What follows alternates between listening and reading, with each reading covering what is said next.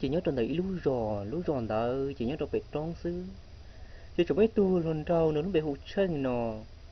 chỉ nhớ lú rò hậu chỉ cho mấy tu lần cao nữa nó bị ba nọ thế chỉ ở tu ông cao ông trâu nhớ thằng lú rò hậu luôn chỉ ní nông bộ cho ô tê mùa đất chi nó ở tuổi gì nông mùa chỉ nhớ chỉ mấy sùng nè chỉ cho trời lúc tết chờ nữa trời chỉ tiệt tù chỉ chờ ô trò chỉ tụ lồng cao thế tụ lồng trâu nữa để cho mũi đấy để té nhớ trong này đấu rò sát thì chỉ là cho bỏ tới ta rò ôi cha sao nông lỡ ô té tôi chỉ muốn đã chỉ trừ xì li cha nông đỡ là mua té bỏ tới ta rò mà lúc xí hờn đỡ chỉ là lúc xí hờn ủa đó lấy thơ tỏ na ôi cha nhớ đó lấy bây giờ là tạ su sư ôi cha chơi bỏ lúc có chùa dập lại trong bó bẻ hậu trong đầu dập để tuồng chỉ lấy thứ sáu thì giờ đã chi non chỉ lấy thứ cha hậu sai ui cha luôn có chuối lo hậu lì ya plei đó po bè hậu trống chỉ ya để tua ya kha để lấy sổ tao hậu sổ chỉ li ya plei đó po tiệc ăn thu đi lợ để sáng chơi chúng đã chỉ chữ xì nói chỉ ui cha nhỏ ít tiền chỉ do sư ui đi cha trời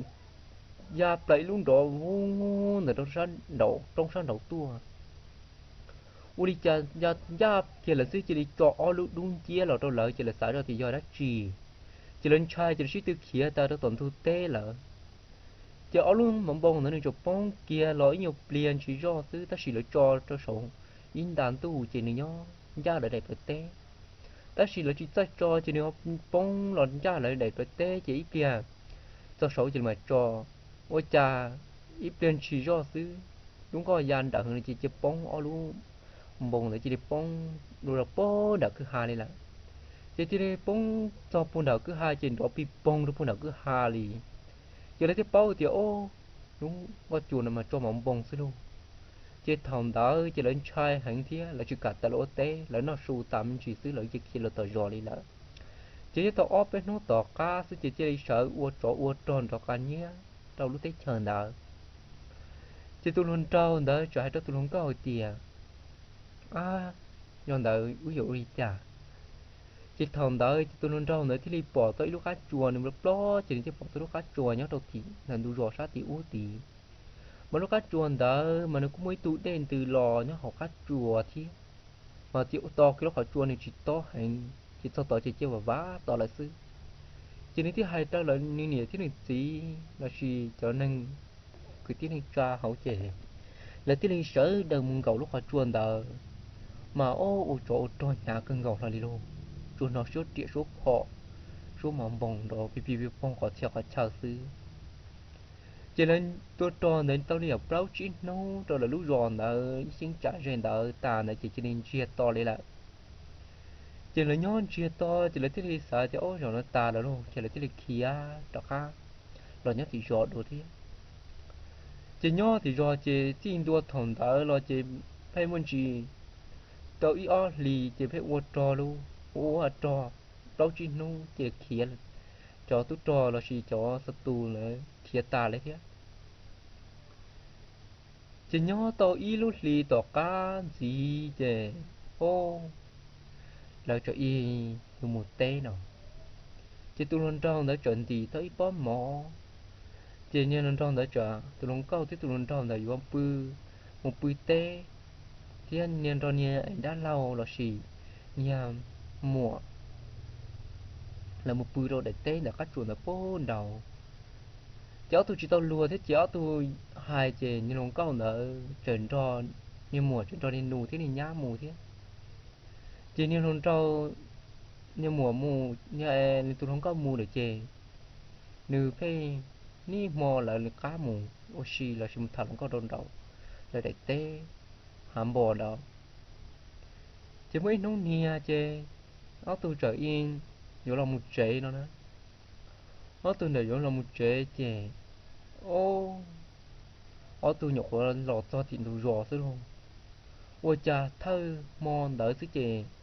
là tôi chỉ ở chỗ đó chỉ cho tí giò tí là nhẹ là tí tức kia nhẹ kia nhưng ta đây là tôi kia cá trống lại như mua tôi kia cá hà lại như mua đi kia họ thì nó mua ta ôi cháu tụi nó cho tiền tụi giòn chia chứ mấy tụi nâng là lì chỉ tụi nó trâu thế thì ba ôi chả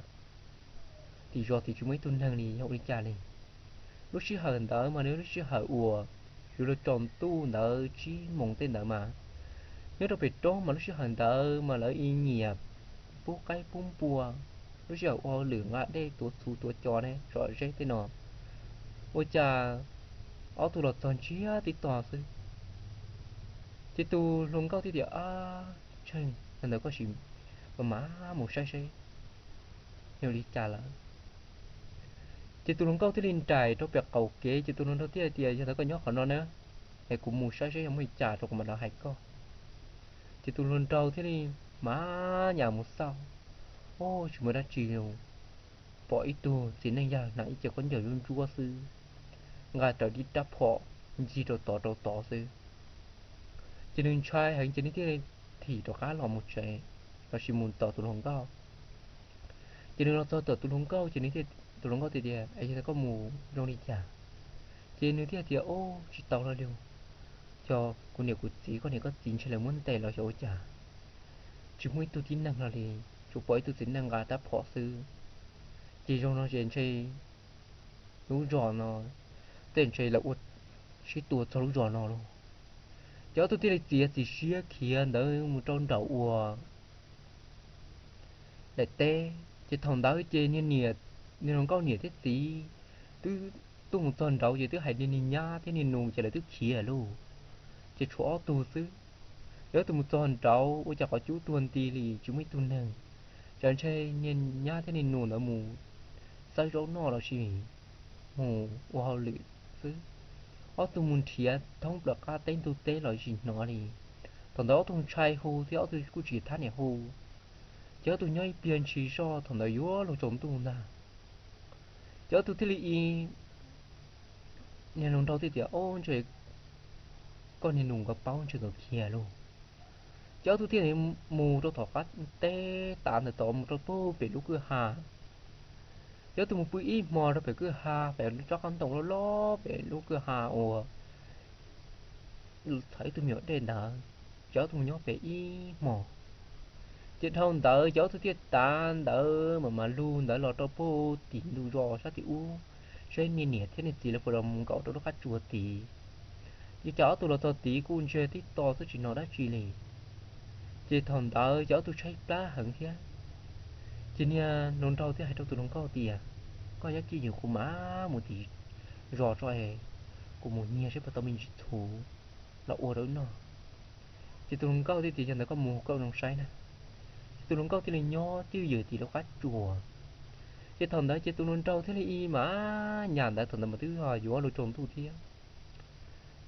chơi tôi luôn đâu thế là trâu lúc chạy pu là cá rò chơi tôi luôn đâu thế là một cái mà cái thọ trông chơi tôi mong cá tao ít nhiều khó thú mua giả ó là con nữa sư chơi tôi luôn thế cái kia đặt cá lò thế cá tôi lộc con thiê chơi là to chơi tôi tao có thú nữa ô rõ thú nó nhớ lẽ y ó nông đã chơi thằng đó lúc tết chờ là con chia to của chuyện nó ui chả là gì thế chị tôi luôn trao thế thì ba chúng mới nó chỉ xuống nhưng thấy tại mình thiện nhiệt thiết gì là chơi một trò có tí lại chị tôi luôn có thì giờ mù cũng mù chị tôi luôn có thế tôi luôn trao thế tờ lúc họ chua nữa lò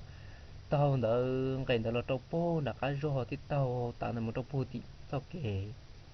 cháu thì mù là sao kể nó tao kể là một họ đây đó chị mù mù to cái tàu lúc trống rồi lên xanh trâu po thì là ilu rò ôi cha tôi tội cho hàm rong chê chứ ó tu lò tu cũng chỉ cả thả lô đi thế ta chỉ lò muốn chuyện đó chứ chỉ tu lông cao nó chỉ tao lùa chỉ tu lông cao nó chỗ uốn tê tu lông đầu là cá nó chỉ lo tờ plơ đó từ lúc đời chuyên trống tờ lúc bỏ hạ to ôi cha chỉ bao thì cho to cho nên đã chỉ lì chỉ té ra phò tao tua té tu lông cao luôn chỉ tu lông cao ó tu khí xà trọc cá thì tụi nó có ở tụi kia xa đọc cá sư chè uli trà tụi nó có nữa ở tụi kia kia ngày kia nữa đâu cứ hà lạp được tụi bút ilumi trong ui cha tụi nó câu ít trên tròn trò đi chỉ tụi nó câu mà xua kia nó câu lúc chế ui cha lon trà tà đi chỉ tụi nó câu mà hai tia ô chân rồi đâu cú là chú cho cú nó có một chút tao chỉ tụi nó đâu mà xua kia sai rõ ô ui cha đâu tụi nó câu tia chỉ tụi nó đâu mà hai tia ô bà đâu có sao ui cha chỉ tụi nó đâu tiết lê kia tụi nó câu lúc đâu lúc trò đua kia chứ là khứ kia chỉ nó câu tia ô chân cho cú nó có một chút tao nè giờ nó cho cú cho có chơi này cũng nông lúa chè y chè cho ta đi thằng đó mà trả lon tao cơn gòn chính trái những chuyện tu thôi đi chè nhưng trâu tới mới tụi nó có thể ê đó là to sổ trống chè nó chửi tới cho kẻ mê mê chè chỉ bao hay tới cho kẻ đã sử dụng một đôi khó tư đi là chè tụi nó trâu tiếc ở tụi tiếc so đâu được cho kẻ nào chè tụi nó có hay thì nghiền khí để cho bạc của ta đi hiện tại có một cuộc cho nó cho ê có một thiệt đây là đỡ hào tú ca có mua cho rồi mà muốn đùa chỉ tụi nó câu tụi nó đâu chúng tụi nó câu cho rồi đợi chỉ tụi nó đâu chúng chỉ tụi nó tra xuống nhẹ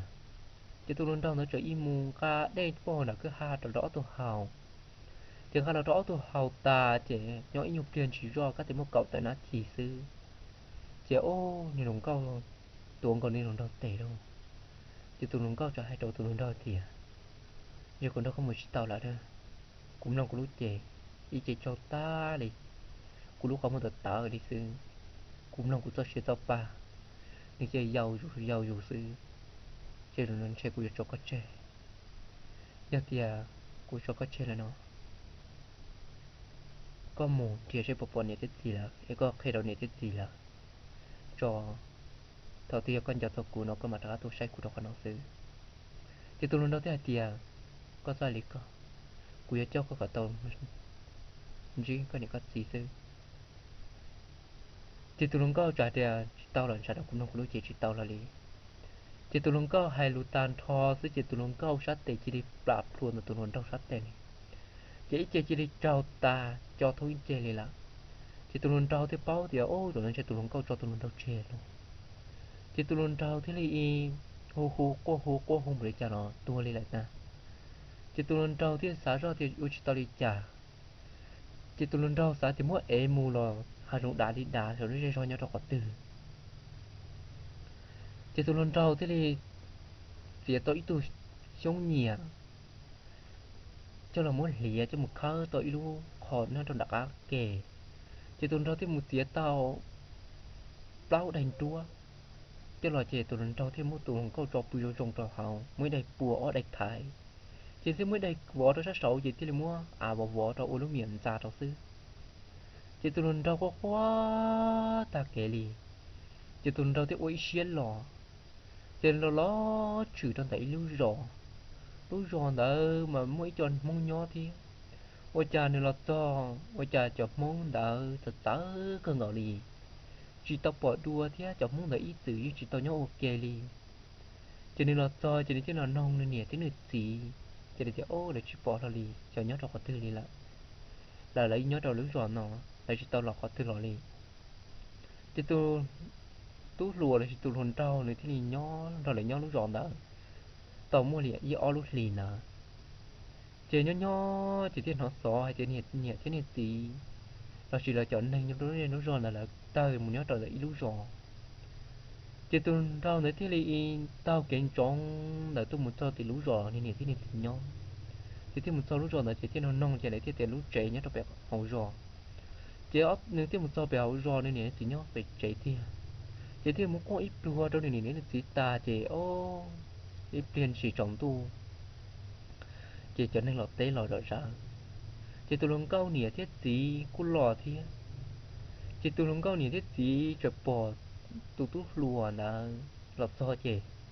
nhưng không có nhiều thiết gì nữa trong xía hàng cho nên thế là ở tụi tiết tôi nông tụi tút lùa hay tiệt vì tôi hiện tại có lò này ý tồn tại này nếu ở đây thì là chứ có cho này lọt so là khó thứ thì tụi tút lùa nữa nên thế chỉ tao lọt trong nên nhiều thế này gì nữa đi chỉ đừng có quá cưng gầu đi xứ chỉ bảo cá dọc khe đi chỉ ít tiền chỉ nên thế kia tiệt ô rồi đấy tu xia nhà thế gì của bác chỉ tàu cái tuần sai cúi xa thì giống một thế tới mà有趣事nên đã đó nè lúc xí hở của một quyền đó tê nó chỉ lọt to của chả nó rong chưa to của lọt sai của còn nhớ toàn toàn được kể của một sai của lọt sai nó chỉ một tuần nên bởi tu tha hạn sư chỉ có thể đặt cá lò thì đang chỉ nhớ ta lợi chỉ đặt các khe tôi một đợt tê của chả chỉ bỏ để đá lau kia nơi nên nhá thế nổ là chỉ thì xả tiền cho tôi bao cho tôi kiểu tên lò chỉ cú thì cho nên lòn bự đồ bể lú hào hà chỉ tỏ cá đỡ chỉ cú thì cho nên lò to tiền lú cá chùa thấy cái mình nhó đợi tao mua blog chim mò đợi xứ chữ trời lon thiệt nè chữ lò trong đấy lú đờ lú đờ nợ giờ lú đờ nợ lọt son đó nữa lú trong chỉ thiết tạ rồi tỏ làm không trẻ chỉ bao đi trà cho mấy tu nên nhớ tỏ cho nên đã truy lò lì chỉ tí ra phở tỏ tua để chỉ để trong ba đi là xứ mà của tu sửa cơ của bác tôn nữa chỉ của tiết cho nên là cho đấy tao kể cho nên chỉ tao đi nhỉ cho nên thêm một cho của trẻ chỉ của thêm một nên lúc trẻ cho một phao ô đậu đi xứ chỉ của tiền lòn thế này là xứ chỉ tuần lên nhẹ thế lên gì quá gần cầu đầu tu sửa đã đó tôi chụp bọc cá rồi hay đi trà đi chỉ nhớ tao tế tao mua ủa cầu tại lúc xong đã chỉ tu luôn trâu đấy thì nên một giờ thấy tu quan nhẹ nó cho chỉ nhớ tôi quan nhẹ nó cho chỉ tỏ cái để chỉ lấy nhớ chỉ không một chỗ cho là chỉ lấy cho nhớ ôi rồi chỉ nhớ nhớ chỉ mỗi sầu nè chỉ nên thiết cho nên tu quan nhẹ tao một chùa như tại gì cô tao tao kể như lần trâu thế tụi lòng câu lọt này nó thì thế mỗi tụi lòng câu y cho chê phao chia liền là thế chứ tôi sợ ấy tôi mi nhùa tu nó nhung muốn đẹp ua bé chồng đó nina chỉ tôi sao lúc đấy được cho nữa đủ ua khó chờ nửa mất tụi lòng có phao trên đó cho nên chỉ tao xa thế này tôi trình cho cá cho khó chờ ua nửa mất tụi lòng có phao đi là trên nửa mua xua này ta gì đó lọt cho đó chị ở tu nhiệt gì cho tiệt con nè chết mà mua cục lá đi có y rõ này nó cho bún mì cho này cùi một lót trái kia của mà lấy lò chứ tôi tí chờ một lót sáng cây kia trong đó các kia đã lấy là cho nên nhìn đó nên mình hiểu nhớ nhớ về cái ôi cha ô nên mình hiểu qua bò môn tí đi thì ổng mì nó sẽ lúc có lu bò môn tí trong nên nhìn lúc xuống thì chứ chỉ cần chưa họ tư lì cho nên nhìn thấy khu gì chứng thì có tí chua cái chữ lò cho mình uni nó là cho nên tí thì đi theo là toàn tua cho nên tí thì để ôi cha con nè ôi cha trong này nó cho nên tí thì là thì ô cái chữ bài luôn giờ tiền thì muốn nhiều nó ấy kia là một chế đau lần tu kể đó cũng chịu trả lại tiền tụi mình nhổ cu nhóm mình nhổ thả luôn sinh xì rồi nè giờ tôi là cho giờ tôi là bưởi mỏ là chế trả cho lỗ một số cho tụi lần đòi tiền tụi lần đòi bưởi họ xa tạ xuống đi bây giờ tụi lần đòi sợ loài tiền hai trong những bốn này thì còn những bốn này ua su nó chỉ những bốn này là trần số tại địa hầu rau chỉ những gì là trần mù tụi tụi lúc bao nhiêu nó có trong ta bây giờ tụi luôn câu này kia này tụi cũng luôn câu ở thấu ở tụi ta trọi này tao tuôn đó trên chân đại đặc ăn đã lọt toàn đùa chỉ thì hai luôn luôn nhà hai tiền nhưng có nhóc có lọ để cho nó in đấy lọt toàn đầu bếp trẻ ở trên này chỉ lọt sò để cụ tứ bỏ co thì có bao nhiêu thì chắc có tụi mình nhiều ấy cụ là lò tới có tụi mình nhiều tiền tí lu đi thế xin dài tao có tại lúc trong nọ hè cụ y tứ xa thì có lọt toàn có nhiều lọt sai cụ nó ô có chỉ lọt sai thế ấy cụ tiếc là tới có tụi mình nhiều thế có cua xưa ấy cụ bỏ co tua ấy cụ tiếc là cá tôi sai co thì tụi luôn đâu thế thì nhỏ nhận được chơi lọt trèo thì nhờ không có cái cụ chỉ lo nên cho nên chạy lại cho cụ lọt tàu thì chỉ lúc sau thì con do cụ thì có sao tôi sai cụ nó chị có tôi sai cụ tàu cụ chạy thế thì tụi luôn có là chơi lẻ phia mua đi là thì luôn đầu tiên họ đánh lò thì luôn đầu tiên thì nó lò chỉ luôn đầu tiên thì thằng ta không đi cho nên bao nhiêu là cô ta hát tổ rau nó liền nên chỉ còn như bao nhiêu rau thì cho nên chỉ thì có nhà thì có nho nổi bỏ một hình tua nè cho nên bọn này phải thì có gì của rau còn nó chỉ bỏ một hình tua này chỉ mấy tuần này có tí tua này nè chỉ tụt chỉ tên cho thì ô nhà tụt thọ u tao cỡ tại lúc xong thọ lò nó của tao mới tụt lòng câu tao trò tua thì đâu chứ thằng đó tụt chỉ là chỉ tụt lòng rau mà cho thành cho chạy tụt lòng rau thì thì hai tụt bọn này thì con nè con nhớ rồi của cho âu của một chậu nó cả cho nên bọn này thì giờ có mù nó mù nó say nè cho nên bọn nhiệt chỉ thì dậu thì cho thì đã lâu lùa chéo thì tu mù tua một chỗ đá cà chỉ tua một giờ trong đại ổ lúc trong em muốn nhìn lòng câu này dài nữa chỉ nếu một giờ đặc kêu ôi chà ô luôn già nó lò lỗ câu sợ luôn già tôi tròn tòng thì thế luôn già chỉ nên bỏ chỉ nên cua cơn câu thôi đi tình cho thế nào cua cơn là mua luôn con luôn già chi muốn chi lò chỉ tôi đã lâu thì dễ gì ôi chà có cua luôn coi chỉ nên đã lâu nông đại chỉ nên gì tiệt chúng ta chia của đặc cua xưa chỉ nhỏ anh tiền chỉ chéo tôi chọn lòng một chế lên là ở tôi chọn lòng một chế là chế tao thì kia thằng đã lò chế ô nhiệt gì chỉ tao nhỏ đi luôn về mua mỏ cân gạo lì chỉ là uốn nâng say chỉ là về tiểu ô nửa mấy thua con hồng cao phải lo đến thía nửa lì mà ở tuồng con rồi rong cân gạo nhắn tôi thấu mà tôi hồng cao tao tua cho này chơi là mà tôi hồng cao xin cho chua nửa lì mà nâng cao phải lo say lo chua này xứ chế là uốn nâng tao ta chế là thế này tao chỉ lúc tròn đã mùa này là chế chỉ lúc tròn đã mùa chế ta đã chế nhà nó trâu nếu chỉ mua mó chế tao luôn nhỏ này là thế chế ra cụ thả chế là sao nó là xứ chế chúng thả nó là bé nó ok xứ cái bé mà xin chỉ đùa sẽ là gió gió